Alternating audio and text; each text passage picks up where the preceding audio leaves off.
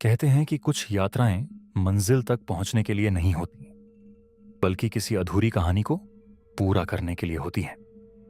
आज जो कहानी मैं आपको सुनाने जा रहा हूं, वह एक ऐसी रेल यात्रा की है जिसके बाद एक आदमी कभी घर नहीं लौट पाया। और सबसे डरावनी बात, उस ट्रेन का रिकॉर्ड भारतीय रेलवे के किसी भी दस्तावेज में मौजूद नहीं था। तो लाइट्स बंद कर लीजिए, हेडफोन लगा लीजिए और सुनिए आखिरी रेल यात्रा। साल 2018 की बात है। दिल्ली में रहने वाला 28 वर्षीय रोहित एक निजी कंपनी में नौकरी करता था। दिवाली की छुट्टियों में वह अपने गांव जाने वाला था, लेकिन ऑफिस के काम की वजह से उसे देर हो गई। जब वह रेलवे स्टेशन पहुंचा तब रात के लगभग 11 बज चुके थे। स्टेशन पर अजीब सा सन्नाटा था। कुछ लोग प्लेटफॉर्म पर सो रहे थे और कुछ चाय वाले अपनी दुकानें बंद कर रहे थे। रोहित की ट्रेन छूट चुकी थी। उसने निराश होकर टिकट काउंटर की तरफ देखा। तभी उसकी नजर एक बूढ़े व्यक्ति पर पड़ी। बूढ़ा आदमी काले रंग का कोट पहने हुए था। वह रोहित के पास आया और धीमी आवाज में बोला, अगर घर जल्दी पहुंचना है तो प्लेटफॉर्म नंबर 13 पर चली जाने वाली ट्रेन पकड़ लो। रोहित ने हैरानी से पूछा, लेकिन यहां तो सिर्फ 10 प्लेटफॉर्म है। बूढ़ा आदमी मुस्कुराया। उसकी आंखें असामान्य रूप से सफेद, जो दिखाई देता है वह हमेशा सच नहीं होता। यह कहकर वह भीड़ में गायब हो गया। रोहित को लगा शायद कोई मजाक कर रहा है, लेकिन अचानक उसे स्टेशन के आखिरी छोर पर एक पुरानी सी सीढ़ी दिखाई दी। उसने पहले कभी उसे नहीं देखा था। जिज्ञासा में वो वहां पहुंच गया। सीढ़ियां नीचे की तरफ जा रही थीं। नीचे उतरते ही उसे एक लंबा अंधेरा गलियारा मिला। गलियारे के अंत में एक प्लेटफॉर्म था। ऊपर जंग लगे बोर्ड पर लिखा था, प्लेटफॉर्म 13। रोहित की रीढ़ में सिहरन दौड़ गई। प्लेटफॉर्म लगभग खाली था। सिर्फ कुछ यात्री वहां खड़े थे। सभी के चेहरे अजीब तरह से भावहीन थे।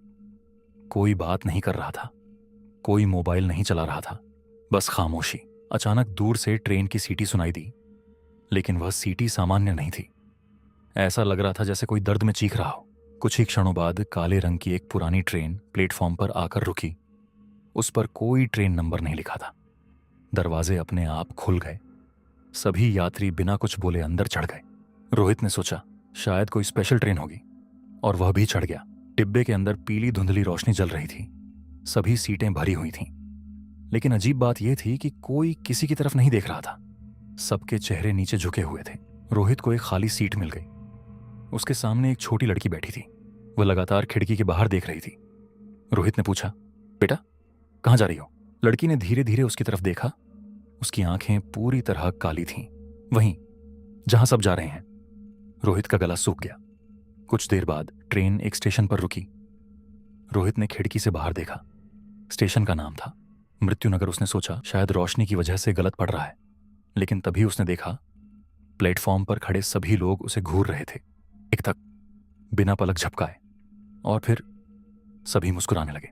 उनकी मुस्कान इंसानों जैसी नहीं थी, बहुत ज्यादा चौड़ी, बहुत ज्यादा डरावनी। रोहित तुरंत पीछे हट गया। उसने अपना मोबाइल निकाला। नेटवर्क नहीं था, समय भी नहीं बदल रहा था। घड़ी 12 बजे पर अटकी हुई थी। तभी उसे सामने वाली सीट के नीचे एक पुरानी डायरी मिली। डायरी पर धूल जमी हुई थी। उसने उसे खोला। पहले पन्ने पर लिखा था, अगर तुम यह पढ़ रहे हो तो तुम भी उसी ट्रेन में फंस चुके हो जिसमें मैं फंसा था। ये ट्रेन जीवित लोगों को नहीं ले जाती, ये उन आत्माओं को ले जाती है जो अपनी मौत को स्वीकार नहीं कर पाई। रोहित के हाथ कांपने लगे। उसने अगले पन्ने पलटे। वहां यात्रियों की तस्वीरें चिपकी हुई थीं। अचानक उसकी नजर एक फोटो पर पड़ी। फोटो उसी लड़की की थी जो उसके सामने बैठी थी। नीचे लिखा था, मृत्यु 1996 संभरेल दुर्घटना। रोहित ने डर कर लड़की की तरफ देखा। लड़की मुस्कुरा रही थी। धीरे धीरे उसका चेहरा जलने लगा, त्वचा पिघलने लगी, आंखों से खून बहने लगा। हम सब मर चुके हैं, लड़की फुसफुसाई। अब ट्रेन की गति बढ़ने लगी। खिड़की के बाहर सिर्फ अंधेरा दिखाई दे रहा था। अचानक लाउडस्पीकर पर आवाज आई, अगला और अंतिम स्टेशन मोक्ष घाट। पूरा डिब्बा एक साथ खड़ा हो गया। सभी यात्रियों ने रोहित की तरफ देखना शुरू कर दिया। उनकी आंखें लाल चमक रही थीं। एक बूढ़ी औरत बोली, तुम यहां के नहीं हो? दूसरी आवाज आई, ये अभी जीवित है। फिर पूरा डिब्बा एक साथ चिल्लाया, इसे नीचे उतारो। रोहित दरवाजे की तरफ भागा, लेकिन दरवाजे बंद थे। पीछे से सैकड़ों हाथ उसकी तरफ बढ़ रहे थे। सभी यात्री अब इंसान नहीं दिख रहे थे। किसी का सिर टूटा हुआ था, किसी का शरीर आधा था, किसी का चेहरा पूरी तरह जला हुआ था। रोहित चीखते हुए अगले डिब्बे में भागा, फिर अगले में, फिर अगले में। लेकिन हर डिब्बे में वही दृश्य था, असंख्य मृत यात्री, और सभी उसकी तरफ बढ़ रहे थे। अचानक ट्रेन एक जोरदार झटके के साथ रुक गई। दरवाजे खुल गए। बाहर घना कोहरा था। दूर एक विशाल स्टेशन दिखाई दे रहा था।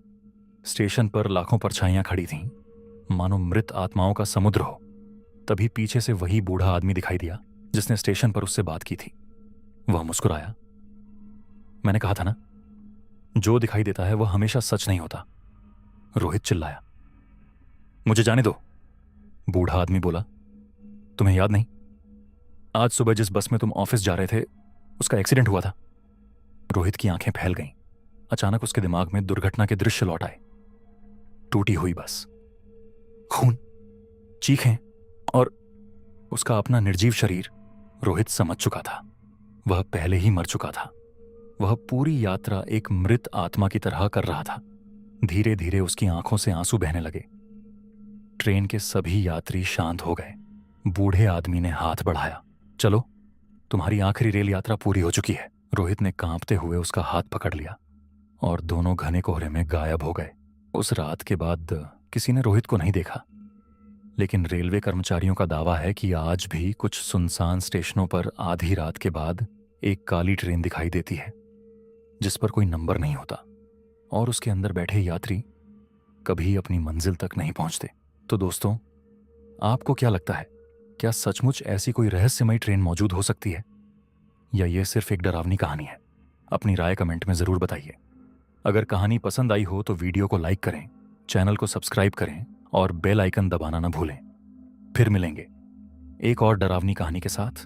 तब तक रात में अकेले सफर करते समय पीछे मुड़कर जरूर देखिएगा।